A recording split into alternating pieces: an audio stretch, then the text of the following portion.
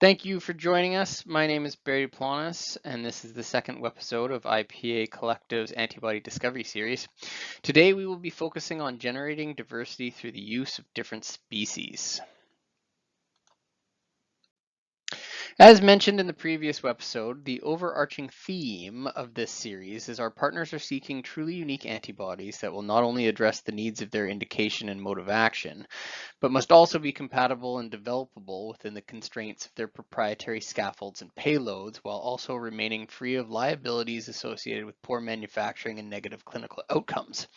In this webisode, we will dive a little deeper and discuss the use of species selection in driving diverse panels, as we're seeing an eagerness from our partners to expand therapeutic discovery programs to include more phylogenetically distant species. This is due to the often high sequence ortholog homology that exists between rodents and humans that can hinder the generation of antibodies against highly conserved functional epitopes and targets. In addition, preclinical models are more often relying on murine species. In these situations, lead candidates are required to be human, cyno, and mouse cross-reactive. Alongside tolerance-breaking immunization techniques, one of IPA's solutions in dealing with high ortholog homology is our species-agnostic approach to antibody discovery. As a standalone strategy or in concert with multiple strains, immunization strategies, and platforms, the use of alternative species has become a very effective means of ensuring a diverse set of sequences. Based on IPA's extensive history performing discovery in multiple species, we're often asked about the strengths and weaknesses of each platform. So we've put together a pro and con list to be discussed here. First off, human antibodies, or antibodies derived from transgenic animals, have obviously had a long history of success. The fact that they're fully human reduces the issues associated with certain liabilities, and the lack of a humanization step decreases timelines. However, the costs associated with transgenics, either in the form of an upfront payment, license milestones, or royalties, can be very substantial, while the acquisition of clinically relevant human sources can also be a major hurdle as well. Finally, the lack of phylogenetic distance in transgenic rodents can lead to high ortholog homology, and as we discussed earlier, that can have some detriments in a discovery program. Next, moving to wild-type rodents. Once again, the pros begin with the historical success and relative ease of the humanization process. This is followed by the robust and reliable immune responses we can count on from wild-type rodents, and finally, the ease of use and costs associated with running discovery programs and models that have been around so long.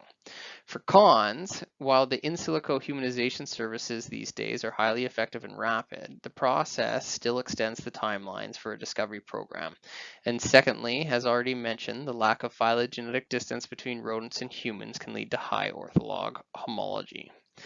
Next, moving to more phylogenetically distant species such as rabbits and chickens, we at IPA love the antibodies coming out of these programs.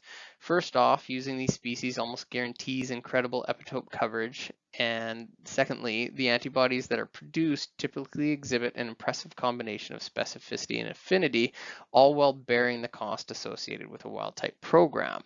For cons, once again, the timeline associated with the humanization process, and in the case of rabbits and chickens, the perception of the difficulty associated with that humanization step.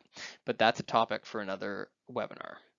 Finally, for llamas, the major highlight is the output, or the VHH or single domain antibody that comes from these programs.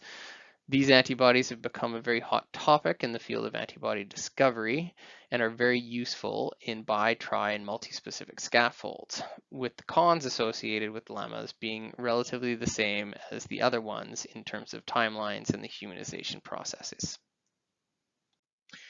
Our next slide illustrates IPA's history over the past 2 years and target breakdown for the different species of discovery programs that we've run. For rabbits, the majority of our programs have been against small molecules or soluble proteins. This isn't particularly surprising based off of the high specificity and affinities associated with rabbit antibodies, and it has created the perfect platform for diagnostics and companions to therapeutics such as anti-ID and IHC programs.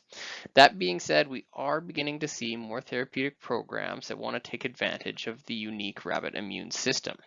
Next, for rodents, mice and rats, the breakdown is more uniform across soluble single-pass and multi-pass targets, while our human and llama programs trend heavily towards membrane-based targets.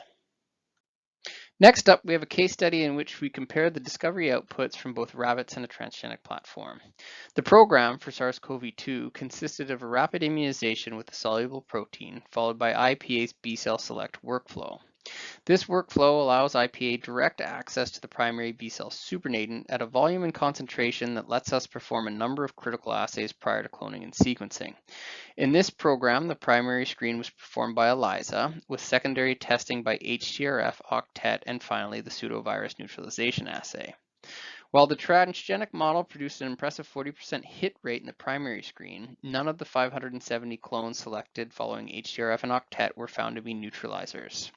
To ensure that concentration of the primary supernatant wasn't the issue, we recombinantly produced another 31 clones. However, all of these clones were found to occupy the same epitope bin.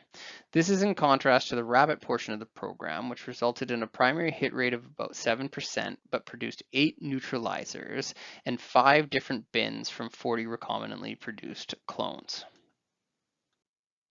The main takeaway from that case study in this webisode is that the use of alternative species can ensure a diverse set of functionally relevant clones. IPA offers monoclonal discovery from human, rodents, rabbits, chickens, llamas, and canine sources.